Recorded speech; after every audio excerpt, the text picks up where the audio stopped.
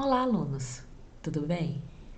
Na videoaula de hoje, nós vamos continuar falando sobre técnicas de visualização para árvores e grafos. Nessa videoaula, em contraste com a anterior, a gente vai focar mais na parte da visualização de grafos e redes arbitrárias. Eu vou mostrar, por exemplo, como fazer a visualização de grafos usando grafos de ligação de nós, ou então com representação matricial de grafos ou outras visualizações. Então, existem técnicas específicas para visualização de grafos em geral. Dois exemplos são diagramas de ligação de nós, que são bem comuns, mas existem diversos layouts para representar esses diagramas de ligação de nós. E as representações matriciais é outro exemplo, mas existem também outras técnicas aí. Começando com grafos de ligação de nós. Então, para um grafo que é representado geralmente, você tem as vértices, e ligando esses vértices você tem as arestas, ele pode ser desenhado de uma forma, por exemplo, que vai ter mais cruzamento de arestas ou vai ter menos cruzamento de arestas. Então, tem diversas formas como os vértices podem ser organizados no espaço da tela. E, geralmente, quando você está desenhando os vértices, você quer colocar eles de forma que tem menor cruzamento de arestas possível. Uma das formas de fazer isso é usando, por exemplo, métodos de layout de grafos. Por exemplo, métodos baseados em força, que vão usar então uma analogia de molas para representar as arestas dos grafos, com as posições dos nós, ou seja, os vértices, sendo iterativamente refinadas até se atingir um estado de equilíbrio, com o estresse do sistema minimizado. Então, as molas elas vão todas repelir dois vértices, ou aproximar dois vértices, elas têm essas duas forças, cada mola, que seria cada aresta. E esse grafo é iterativamente, ou seja, em diversas iterações, refinado até no final, quando todas essas molas, imagina que existem várias, porque é uma para cada aresta, elas finalmente vão entrar em um certo estado de equilíbrio. E para uma aresta, que seria uma mola, existem duas forças entre esses dois vértices conectados. Existe a força da mola entre nós, que está aproximando eles entre dois nós, por exemplo, de índice I e J. E existe também a força da repulsão da mola, para forçar os nós de ficarem muito próximos. Porque se todos estivessem atraindo, vai virar todos os vértices vão ser muito atraídos. Então tem que ter uma espécie de repulsão também, para que os nós não fiquem todos acumulados um em cima do outro. Essa força de repulsão também é dada para uma aresta entre dois vértices I e J. Imagina que seu grafo, por exemplo, ele é ponderado, existem pesos nas arestas. Por exemplo, tem uma aresta que tem peso 2. Como que eu vou definir a força e repulsão? Um jeito simples é usar as leis de Hooke para representar a força de uma mola. Então, por exemplo, a força da mola, sendo que a aresta é peso 2, seria 2. E a lei do inverso quadrado, ou seja, 1 dividido por 2 ao quadrado, 1/4, representaria a força de repulsão. Mas existem diversas leis aí para como você vai definir essa força das molas, tanto de atração como repulsão. E também existem mais de um método baseado em força, e cada eles vão, dependendo da forma, de como eles atualizam iterativamente as posições dos vértices, de forma que as molas entrem no estado de equilíbrio. Mas, no geral, métodos baseados em força para layout de grafos funcionam muito bem.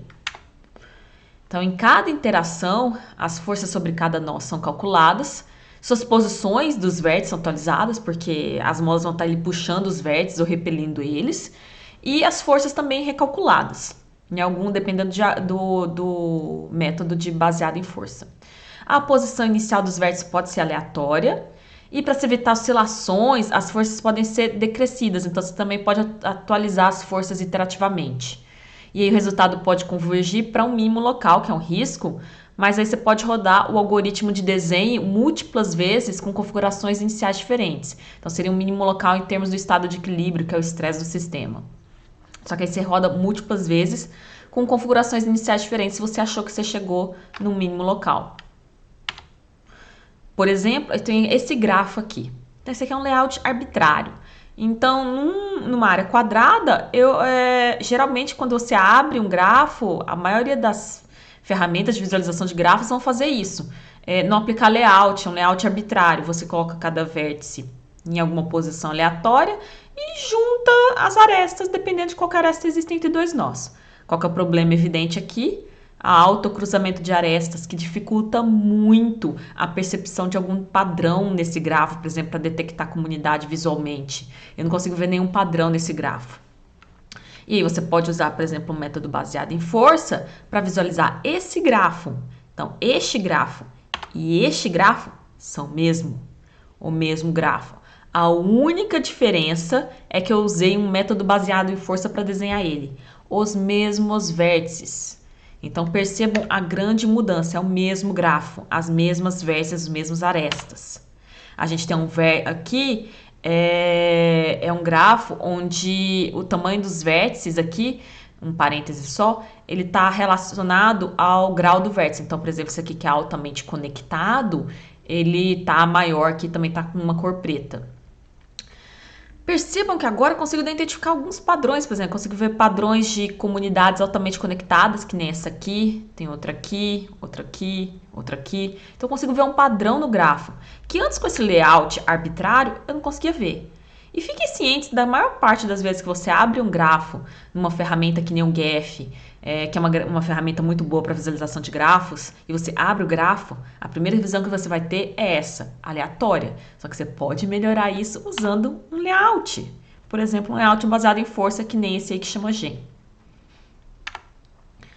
Existe também a representação matricial de grafos e outras visualizações. Então, uma representação alternativa são as matrizes de adjacência, que vocês devem ter visto lá em teoria dos grafos. Então, você vai ter uma matriz N por N, onde N ali é o número de vértices, e as posições I e J representam a existência ou não de arestas entre os nós I e J. Esse método vai superar os problemas de cruzamento de arestas, mas tem sérios problemas de escalabilidade relacionados ao número de vértices. Então, por exemplo, aqui eu tenho 1, 2, 3, 4, 5, 6, 7, 8 vértices e a matriz já ficou meio grande. Imagina para um grafo que tem 100 vértices.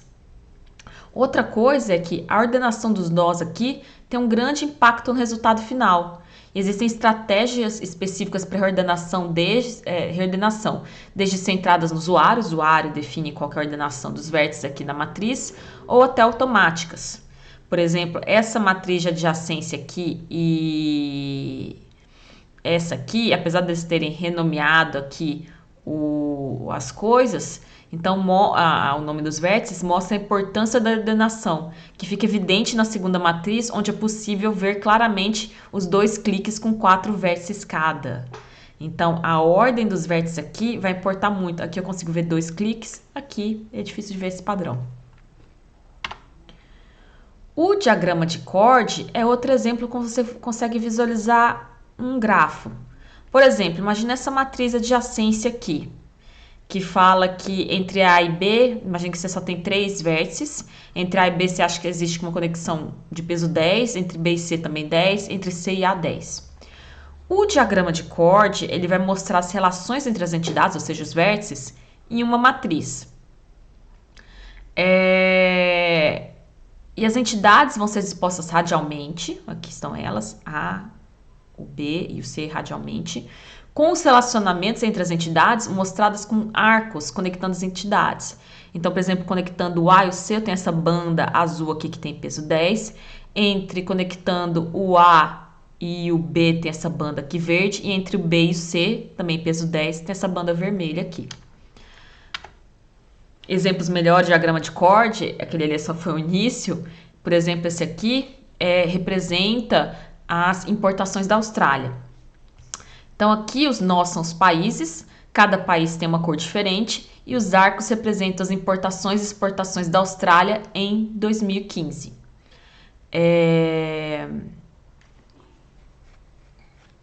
Então, por exemplo, aqui, a gente consegue ver que da Austrália, um dos lugares que ela mais importa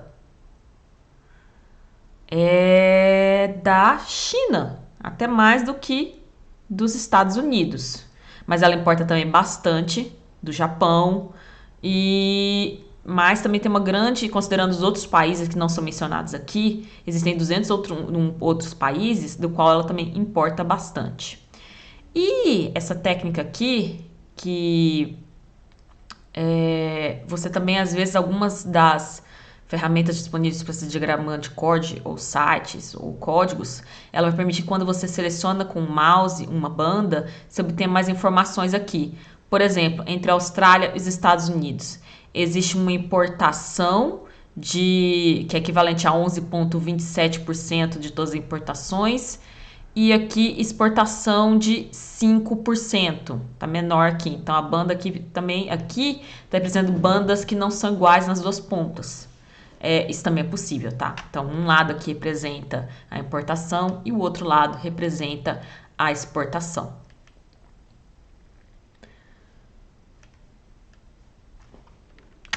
Outro exemplo que eu achei muito legal aqui, que entra mais no mundo da política, então esse aqui é sobre as eleições para presidente em 2018. Isso aqui foi um diagrama de CORD, ele não está totalmente radial, ele só está em duas bandas, porque eles queriam separar de quem mencionou e quem foi mencionado aí num debate da Record em 2018 com os presidenciáveis. Então aqui foi publicado, se não me engano, pelo Estadão. Então aqui é um diagrama para ver quem mencionou ou foi mencionado no debate da Record entre os presidenciáveis em 2018. Então aqui desse lado estão os candidatos que quem mencionou. Então os candidatos, por exemplo, que estavam presidentes, estavam Cabo Daciolo, Alckmin, Ciro, Álvaro Dias, Marina, Meirelles, Boulos, Haddad. E aqui quem foi mencionado? A gente consegue ver, por exemplo, que Haddad foi muito mencionado, ele estava presente. Bolsonaro, que na época era presidencial, era candidato, ele foi muito mencionado mesmo não estando presente. E a gente vê que Jair Bolsonaro e o PT foram os maiores alvos do debate. E o candidato do PSL foi atacado principalmente por Marina. Se a gente for ver a banda aqui que sai do Bolsonaro, boa parte aqui vem a contribuição da Marina.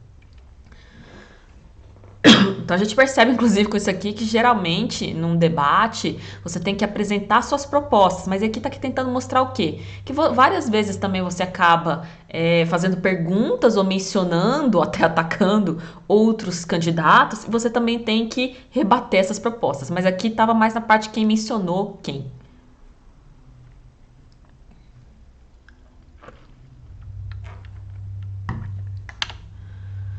Outro tipo de diagrama que pode representar esses tipos de relacionamento de grafos e redes arbitrárias é o diagrama de Sankey, que é um tipo específico de fluxograma, no qual a largura dos links é mostrada proporcionalmente à quantidade de fluxo. E as entidades são representadas por retângulos ou texto e vinculadas se houver um fluxo entre elas. Vai mostrar uma estrutura de rede direcionada. Então, por exemplo, aqui, esse é um grafo que foi feito em R, que é o diagrama de Sankey, que está mostrando o fluxo da produção de energia desde como ele é produzido até para qual o destino dele. Então, por exemplo, aqui, pegar aqui destacar esse eixo aqui. Então, a gente tem, por exemplo, que um grande fator, por exemplo, que a energia é gerada é para o quê? Para alimentar a rede elétrica. Isso aqui, se eu não me engano, é Estados Unidos e Europa, e a rede elétrica é dados dos Estados Unidos ou Europa, e aí a rede elétrica, ela lá tem muita contribuição ou térmica ou por energia eólica. Boa parte da energia para essa rede elétrica aí, que vai boa parte para as indústrias e um tanto para as casas, por exemplo, lá eles precisam fazer aquecimento e resfriamento das casas. Ou seja, a indústria, às vezes, ela acaba consumindo mais do que a gente pensa, do que, por exemplo, que é consumido de energia nas casas. A geração térmica aqui também ela apresenta um tanto bom de perdas. Boa parte dela vai para energia elétrica, que é distribuída para a indústria, para casas, mas ela também gera bastante perdas. E na própria distribuição da energia elétrica tem um tantinho de perda aqui. Então, você consegue ver fluxos entre entidades.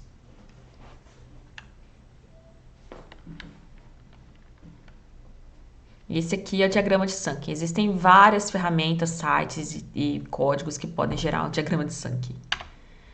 Outra técnica interessante é a técnica Hierarchical Edge Bundling, que é um método de visualização de dados que permite verificar conexões entre folhas de uma rede hierárquica. Então, pensa numa estrutura de uma empresa. Você tem o CEO, que é a origem, que tem diferentes líderes de projeto, e aí esses líderes de projeto têm os gerentes, depois os gerentes têm os empregados. Então, existe uma hierarquia aí nessa empresa. Imagina que os empregados são os nós folhas. E aí, para conectar, existem arestas que conectam esses nós folhas. Que nem nessa imagem aqui. Imagina então aqui que é um nível de gerente, por exemplo, isso aqui são os empregados, o gerente de projeto, e ainda tem uma pessoa ainda acima aqui na hierarquia. Mas aqui no Edge Bundling, eu tava, ao invés de focar na parte hierárquica ou Edge Bundling, eu queria focar mais na parte do Edge Bundling. Então percebam aqui que os nós folhas, eles estão conectados por arestas. Mas tá tudo muito cruzando uma outra, tá difícil de ver, ele tá com muita oclusão visual. Então surgiu essa técnica de bundling, que é inclusive usada para grafos, que ela tende a juntar os grafos como se eles fossem linhas e juntar elas, organizar essas arestas de acordo com os fluxos que ela tem. E aí sobe partindo ali nas pontas. E aí você consegue perceber os fluxos centrais aqui. Então é uma técnica muito interessante para você agrupar as arestas, quando você mesmo tendo feito um layout de grafo, as arestas ainda estão cruzando muito. Essa técnica, por exemplo, a de bundling, se eu não me engano, está disponível no GEF. Outros problemas. Apresentar rótulos nessas técnicas de grafo, até essa mesma aqui, é um processo muitas vezes necessário, mas nem sempre simples. Então, o que você pode fazer? Vou apresentar um subconjunto dos rótulos que pode ser mostrado, somente os dentro de um certo raio do mouse. Ou se for um grafo, por exemplo, quero mostrar só os rótulos daqueles vértices que tiverem grau maior que 10. Então, você não mostra os rótulos de todos os vértices, só de alguns. E você também pode aplicar distorções, que nem aqui, que podem ser aplicados para melhorar a visualização. Então, aqui foi mostrado rótulos de algumas partes, aqui aconteceu uma sobreposição dos rótulos. Essa é uma técnica radial, então uma simples rotação fez com que os rótulos ficassem um pouquinho melhores de serem visualizados. Aqui eu tenho um outro exemplo que a gente também pode fazer que o tamanho dos rótulos pode ser escalado com base em algum atributo dos nós, por exemplo, o grau do nó. Nem todos os rótulos precisam ficar do mesmo tamanho. Esse aqui é um grafo não direcionado de coaparição em cenas do personagem no filme Les Misérables. Então, aqui a gente tem os principais personagens, né? A Fantine aqui, acho que é Varre, não lembro como fala muito esse nome. E aí a gente está apresentando rótulos para os vértices. E os rótulos, eles estão escalados com base no grau do vértice. Aqui a gente mapeou o tamanho do nó para o grau do nó também. Então, como que é montado esse grafo? No filme, geralmente você tem interação entre por exemplo, dois personagens que aparecem no filme, e vai existir uma aresta entre esses dois personagens se eles, por exemplo, têm uma fala em comum, ou aparecem juntos numa certa cena. E aí por isso que chama de coaparição. E aí, se eles aparecem várias vezes, apareceram 3 cenas juntos. Aí tem uma aresta de peso 3. A largura da aresta é mapeada para o peso daquela aresta. E a cor do nó aqui foi mapeada para a comunidade do nó detectada automaticamente via um algoritmo chamado Louvain, que serve para detecção de comunidades.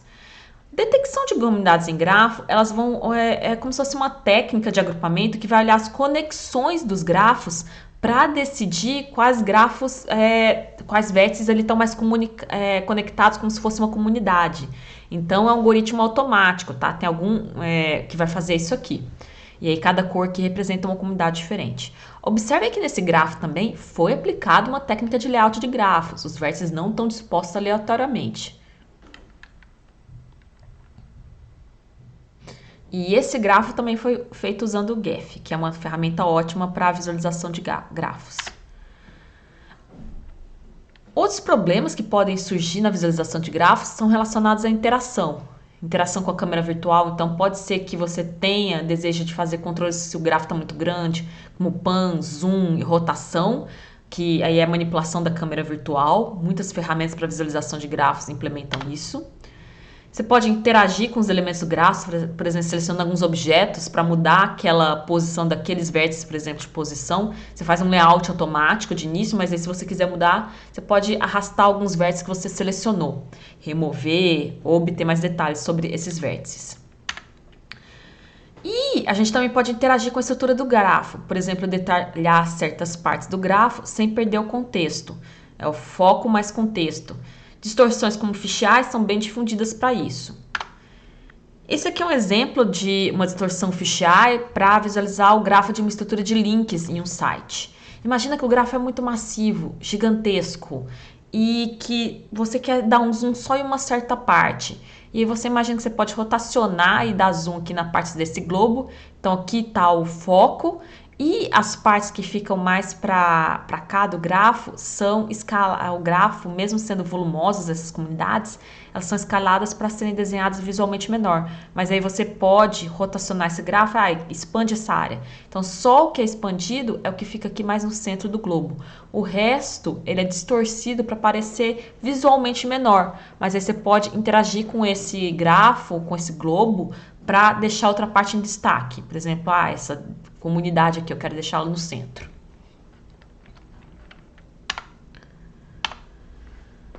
Então aqui tem diversos links para fazer os diagramas que eu mencionei, Trimap, diagrama de Core, diagrama de Sankey, para fazer de bundling. Tem a ferramenta Geph, que eu falei tanto, e a Cytoscape também, são duas ótimas ferramentas para visualizar grafos. A Geph é um pouquinho melhor. Então, se alguém for visualizar grafo, especificamente com diagrama de ligação de nós, eu recomendo que vocês usem a ferramenta Geph. Existem diversos tutoriais na internet, inclusive da própria ferramenta, para utilizar ela. E por essa videoaula só.